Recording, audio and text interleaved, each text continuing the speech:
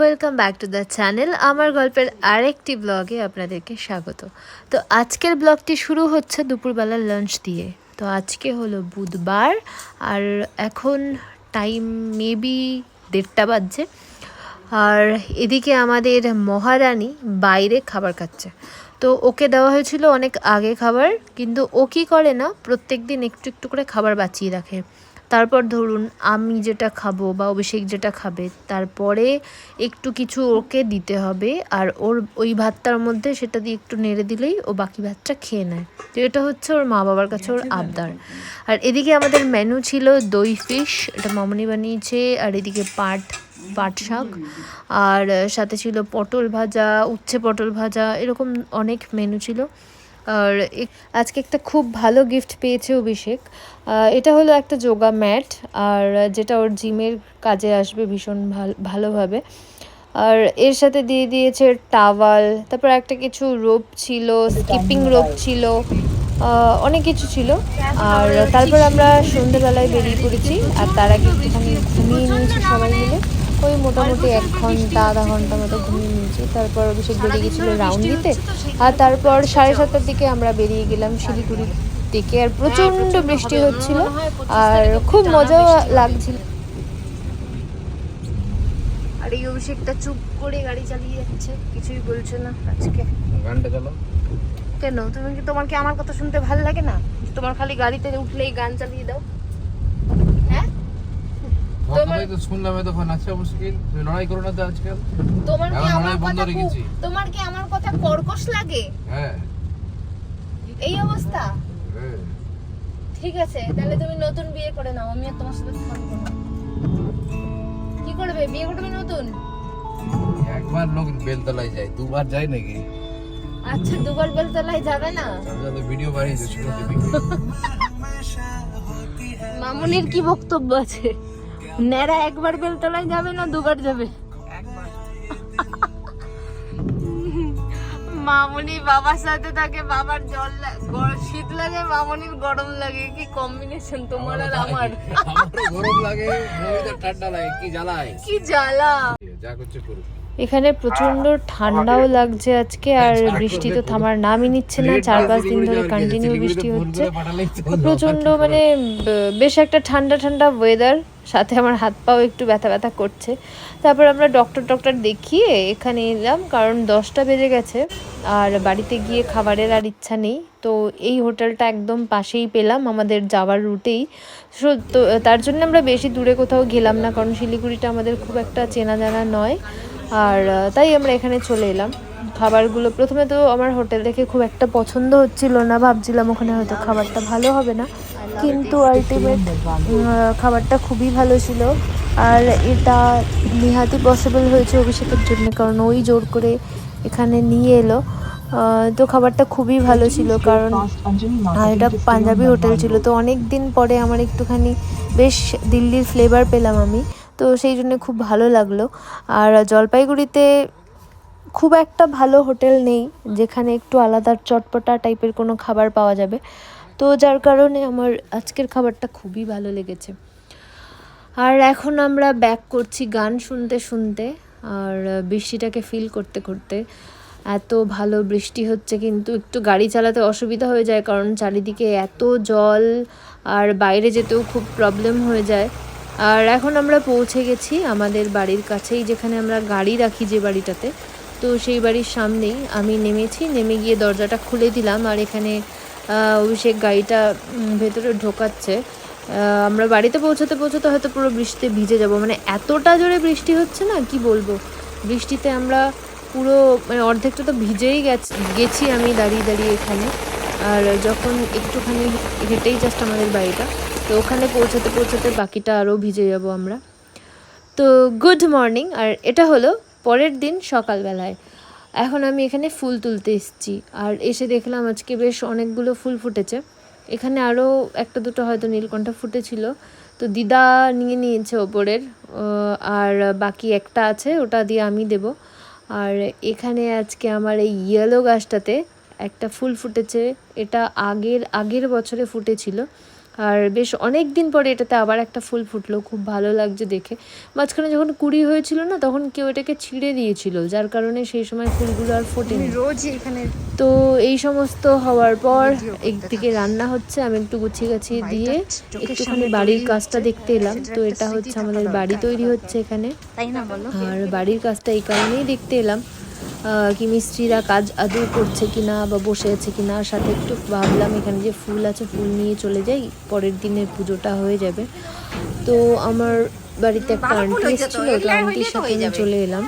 আর এই আন্টি আমাদের আগে রান্না করতেন, এখন আর করেন না, যদি উনি এখন এখানে থাকে না তার কারণে। তো উনি দেখা করতে এসেছিলো, তো ওনার সাথে আমি একটুখানি চলে এলাম। আর এখানে এসে কিছু ফুল নিয়ে যাচ্ছি, আর ওইদিকে মিস্ত্রি দাদারা কাজ করছে। আর ওনারা দেখলাম যে কেটেল নিয়ে এখন চা বানাতে যাবে। আমার একটু দেখে খেতে ইচ্ছা করছিল, কিন্তু কি আর করা যাবে, চা তো আর চাওয়া যাবে না লোকের কাছে।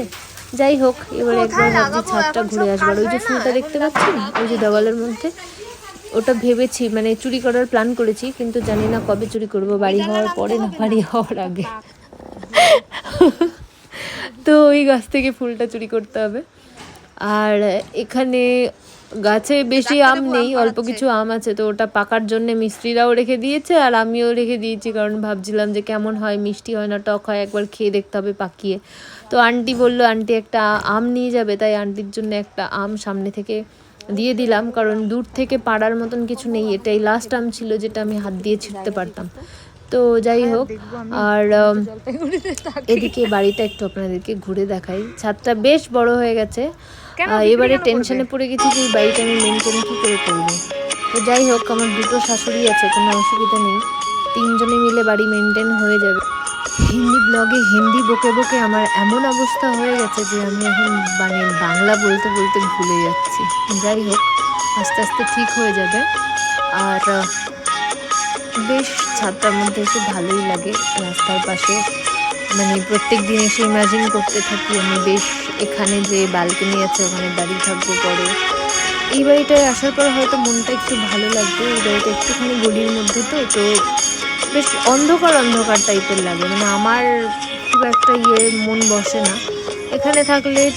বাড়িতে বসে বসেই সন্ধ্যেবেলাটা বেশ ভালোই কাটবে, একটা চা বা কফি হাতে বসে বসে লোক দেখবো, আর না হলে একটু ছাদে পায়চারি করব।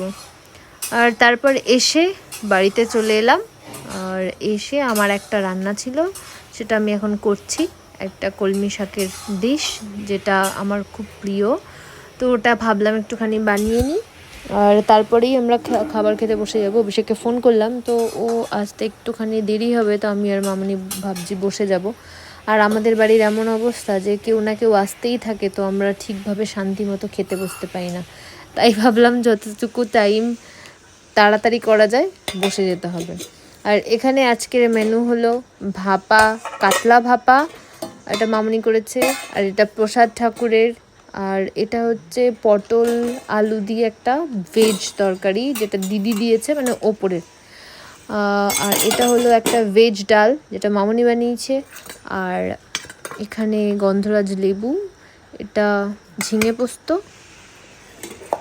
এটাও মামনি বানিয়েছে, এটা শাক ভাজা, এটা আমি বানিয়েছি, আর ভাত, আর এখানে মাংস, এটাও দিদি দিয়ে গেছে। আপনারা হয়তো ভাবছেন যে দিদিটাকে, মানে যার বাড়িতে আমরা ভাড়া থাকি ওই দিদি। তো যাই হোক, আমাদের মধ্যে মানে এরকম আদান প্রদান হতেই থাকে সবজি। আর ইভিনিংয়ে আমরা একটুখানি হাঁটতে বেরোলাম আমরা তিনজন, আর সাথে দুধের প্যাকেটও নিয়ে আসবো। তো রাস্তায় আস্তে আস্তে দেখলাম 5-6টা কুকুর একের পর এক, মানে একজনের উপর একজনের এরকম করে মাথা দিয়ে শুয়ে আছে, কি ভালো লাগছিল দেখতে, ভিডিও না করে পারলামই না।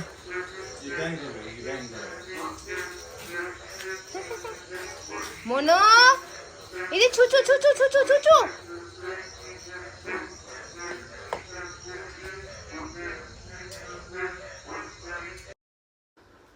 তো বাবা আজকে খেয়ে নিল রুটি আর সবজি, আর আমরা ভাবলাম যে আমরা রাতে লুচি খাই, কারণ অনেক দিন ধরে রুটি খেতে খেতে না মুখটা একদম পচে গেছে, আর ভালো লাগছিল না রুটি খেতে। আর আমি অনেক দিন ধরে লুচি লুচি করে যাচ্ছিলাম, যার কারণে আজকে রাতের মেনু হলো লুচি, আর সাথে কুমড়ো পটল আলুর তরকারি, আর তার সাথে ছিল মাংস, মানে দিদির মাংসটা। তো সেই এই মেনুগুলো আজকে রাতের ডিনারে আছে আমাদের। আর লুচি আজকে বেশ ভালো ফুলকো লুচি তৈরি হয়ে গেল। আর এবারে আমরা কিছুক্ষণে বসে যাব খেতে। বাবার খাওয়া হয়ে গেছে আর ডেজিরও খাওয়া হয়ে গেছে, ডেজি বাইরে ঘুরেও এলো। তারপর আমাদেরও আর কিছু কাজ আছে রাত্রিবেলায়, তো তার জন্যে তাড়াতাড়ি করে গুছিয়ে গাছিয়ে আমরা খেয়ে নেব। আর অভিষেক আসতে অনেক লেট হবে কারণ ওর আজকে বাইরে চেম্বার আছে, তো আসতে লেট করবে। ও আসার পর তারপর ও খাবে। আর ডেজিকে আমরা এরকম তরকারি শুদ্ধ খাবার দিই না, কিন্তু আজকে অগত্যা ওকে দিতেই হলো কারণ আজকে না ওর ভাতটা অনেকটা গলে গেছে, যার কারণে আজকে ভাত একদমই খেতে চাইছে না। দুপুরে তবুও পনির দিয়ে মেখে খাইয়েছিলাম, কিন্তু রাতে একটুখানি ডিম করে দিয়েছি, তাও ও খাচ্ছিল না, যার কারণে আমাকে দিতেই হলো। ও গন্ধে একটু খাচ্ছে আর একটা রুটিও খেয়েছে, তো আজকেই দিলাম। কাল থেকে আবার নর্মাল খাবার দিতে হবে, না হলে এই সমস্ত খাওয়ালে ওর লোম পড়ে যাবে বা ওর আরও শরীর খারাপ হতে পারে, যার জন্য এগুলো আমরা একদমই ওকে দিই না কোনো দিনই। তো আজকে এই প্রথমবার ওকে এই একটুখানি ঝোল ঝোল দিয়ে মেখে দিতে হলো। আর বাকিটা তো আমি দুপুরে ডাল দিয়ে করেছিলাম, যার কারণে কালারটা এরকম লাগছে। ওই গন্ধে গন্ধেই হালকা গন্ধেই খেয়ে নেবে। তো এটাই হলো ব্যাপার। প্রথমে তো মুখ ঘুরিয়ে নিয়েছিল, কিন্তু এখন খেলো। আর এই হলো রাতের ডিনার, যেটা বলেছিলাম। আমি আর মামনি এখন বসছি, মামনি 3টে লুচি, আমি 4টে লুচি। আর এবার ব্যাপারটা হলো যে আমি মিষ্টি দিতে ভুলে গেছি। আর মামনিকে আমি বললাম যে একটা মিষ্টি খাও, কিন্তু সে কিছুতেই খেলো না, কারণ আমি খেলাম না তাই। আর যাই হোক, এই ব্লগটা কেমন লাগলো সেটা জানিও, আর পারলে একটা লাইক আর শেয়ার করে দিও। Tata, bye bye.